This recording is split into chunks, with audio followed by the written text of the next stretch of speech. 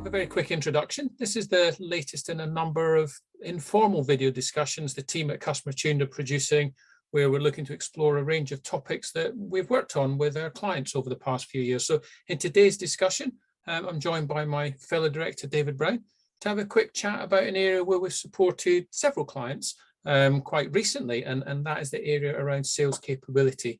So David, perhaps I can just ask you first, what does sales capability actually mean to you? I think of it in two ways, Alan. One, the framework and the infrastructure, and second, the capability to actually do sales and to perform and achieve results. So when I talk about infrastructure, what I mean by that is things like understanding who's your target audience, because of course sometimes direct to customer poses different challenges to intermediated sales channels. Establishing competency frameworks, having really good role profiles that reflect the current environment, reviewing and benchmarking people's performance, creating development plans, training, all that good stuff, along with some tools to manage pipeline and customers as they go through the sales journey. But that's what I mean by infrastructure. And when I talk about performance, for me, performance is a combination of attitude, including mindset, knowledge of the technical aspects of the role, for example, understanding the sales process and the journey, and thirdly, skills. So by that, practicing and honing all the valuable elements of the sales journey, building rapport and trust, exploring customer needs, anticipating and handling objections, and last but certainly not least, asking for the business and so on. So yeah, that's what I think about when I talk about sales capability. Yeah, no, and I'd be in complete agreement with that, David, and that's certainly a number of the areas that we've looked at with several of our clients, as I mentioned earlier. But I mean, from your perspective, why do you think that's important to get that building blocks or that infrastructure in place to start with? There are so many benefits to getting this right, Alan.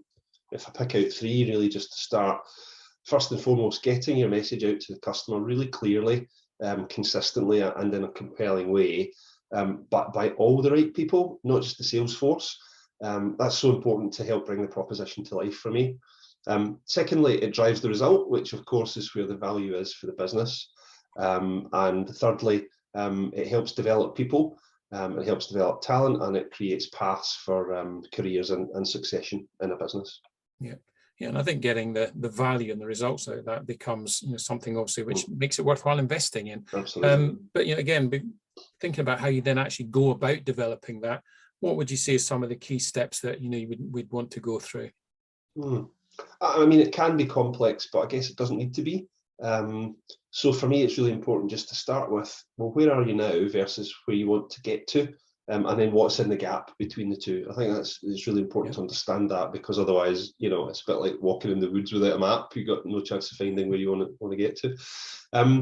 And then, moving on from that, look at both infrastructure and performance, like I talked about before, because I think those are the two key components, and I don't think one can succeed without the other. So I do feel you need to kind of develop both in tandem, and then develop a really clear path and an action plan to address what's in the gap, including who's going to own parts of the plan and what the timing for delivery is, because that's really important to make sure that stuff actually changes as a result of all this work. Of course, communication and engagement across the business is critical to make sure everyone's bought in. Then, of course, you have to do it, so that's when the talking stops and the doing starts. And finally, I guess it's really important, once you've done that, to constantly review how it's going and make sure that you're getting the results that you expected. Yeah, absolutely. And it's areas where we've worked with clients before, and obviously you've done that yourself in the roles that you've had before joining Customer Attuned, and it's been really good just to have an initial exploration of what sales capability means. And what I'd really like to do is maybe have some follow-up calls with you, explore some of these topics in a bit more detail, to thinking specifically about the point you made about that link between having the right infrastructure and how this underpins performance. Perhaps I suggest the next time we consider the importance of that pragmatic sales and account management capability framework as your starting point. It'd be good to discuss that. Would that be of interest? Yeah, that would be good, Alan. I'd be up for that. Yeah, okay, that'd be really good. And obviously here at Customer Attuned, we've worked across different industry segments. Our background, both you and I, is in the financial services industry, but we've got colleagues with experience in sort of manufacturing, automotive industries, technology industries, and we've supported clients in that development and deployment of various facets of people development strategies, from support with that building and infrastructure.